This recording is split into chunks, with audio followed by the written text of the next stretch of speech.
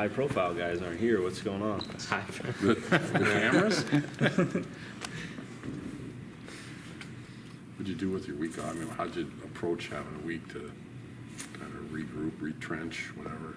Yeah, you look at a lot of things, right? You're reevaluating kind of what you've done the beginning part of the year. You're trying to make sure guys are in the right roles, and you're giving them the best opportunity going forward. And it's always good to reset and kind of get back to basics. And I think our guys needed a break, and coaches needed a break. It's good, obviously coming off 2 losses, it's good to just kind of hit the reset button and have time to be able to do all that. So I think the kids approached it the right way. You know, we wanted them to be fresh and just come back and attack this last 4 weeks, and you make it what you want to make it. You know, you throw it all in, and I'm excited about how we approach the time off. With the true freshmen, with Keanu and Leo playing, I know Leo's missed a few games, but how have you assessed their progression from the season opener against South Florida, to now? I think you're excited as a coach seeing how they're progressing, how they're handling it. It's constant talks and just making sure they're, still mentally and physically able to just continue to push. It's the most football they've played, most of these guys, getting into a college season as a freshman, they're still playing, and the guys they're talking to back home are done, or they're getting to the end of the playoffs and stuff like that. So you just mentally and physically got to push them to continue to go and make sure that you're not putting too much on them, but putting them in positions to have success. With Samar, I know he's played in 2 games. How have you? When did you realize you could be game ready for that? And is a plan to play him 4 games and then redshirt him? Yeah, I think at this point you still have 2. You want to be smart. You want to give guys opportunities, not just a snap here, a snap there. You don't want to waste opportunities for him. He just continues to improve. He does what we asked him to do technically, and he's competitive. So we felt comfortable with those matchups. As good as their receivers are, we liked him on the field against Ohio State. So, yeah, it's constant evaluation. You don't want to get to a position where you have to waste a red shirt, but you want to keep them ready and motivated to continue to work and get better, so you can reward them if you get the opportunity. Are there any other true freshmen that ideally you'd like to get out there and get their feet wet, given that their roles may change drastically next season? I think Muma's a guy who's practiced with the travel team the majority of the season. Just physically, he's impressive. He does some things, and just any rep he gets is valuable. Because of his knowledge coming into this place and playing inside linebacker. He's a guy who's physically can handle it, and we're continuing to push roles at him, and wouldn't be surprised if he gets on the field in some form. When you start breaking it down, we see some missed tackles the last couple of weeks that we didn't see earlier in the season. What do you think the cause of those were? Just how do you start correcting that?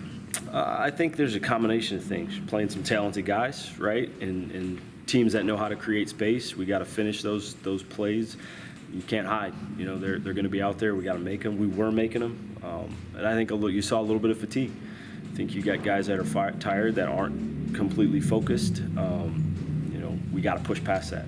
In order to be the team that we want to play, or to be, you got to be able to push through those moments, and you got to show up big, especially out in space. That's the name of the game right now, and we focus it, we work it all the time. It was stuff that was showing up early in the season, and now it's coming back to get us a little bit. Jim, what do you notice about Iowa from their offense, from what you've seen on tape, and the challenges they might be able to present? I think everything for them starts with the quarterback. They put a ton on them. Run game, pass game, protections, switching plays, getting them out of bad plays. And it all starts with him, and he's really good at it. They've put it on him for, I think, 3 years. Ever since he's become the starter, that's what they've asked him to do. So he's a guy who's hard to trick. You got to make him think, right? You got to present different looks for him and make sure he's on. Make sure he's on his game. They do a good job. I think at the receiver position, they're as talented as they've been in a while. I like the group. They have some dynamic playmakers, and they're doing a good job of getting them the ball and getting them space.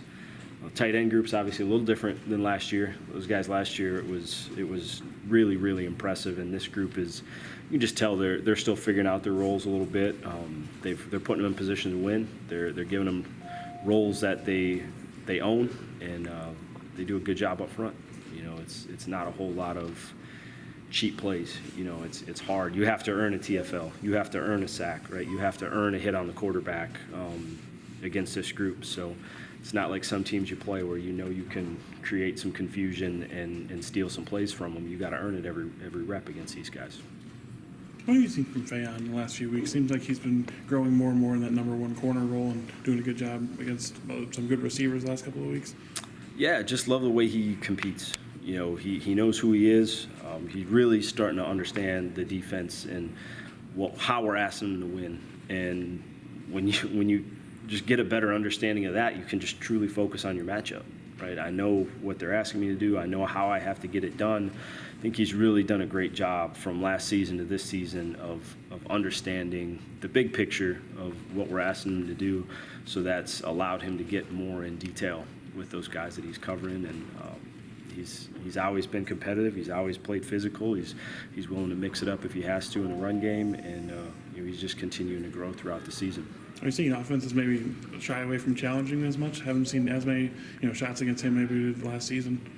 Yeah, I think he's done a great job in coverage, and so his guy's not open as much. That's always a good thing. You don't get as many targets when that happens, but yeah, he's doing a great job, and whether teams are avoiding him or not, I don't know that, but we're excited about his growth this season, and he's really owned that responsibility to kind of be our lead guy, and he's allowing us to do some really good things on defense. Guys talked about the challenge that Stanley presents and just the amount of checks he's going to do at the line of scrimmage, take a look at what you guys are in, and then often check out of it. How much responsibility does it fall on your leaders defensively to stay alert and maybe even make checks of their own to alter what you guys are in defensively to combat that? I think starting with the back end, understanding it's a different week. We play so many tempo teams where it's the urgency to get aligned is huge, right? And the urgency to communicate, where a week like this now, you do want to disguise. You want to move around. You want to make him look. If he's looking at you as a safety, take advantage of it, right? Not that you're disguising yourself out of position, but just a different challenge when a quarterback's going to survey the whole field. He's going to see, inside leverage via the corner, outside leverage, linebackers are bossed this way. Like, he sees all that stuff, so you want to make him think late in a down, late before the ball snapped, right? And we've done a good job at times against these guys in the past, and you can't get too cute that you don't execute.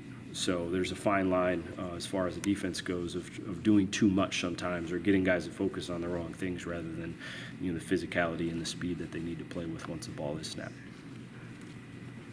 Could you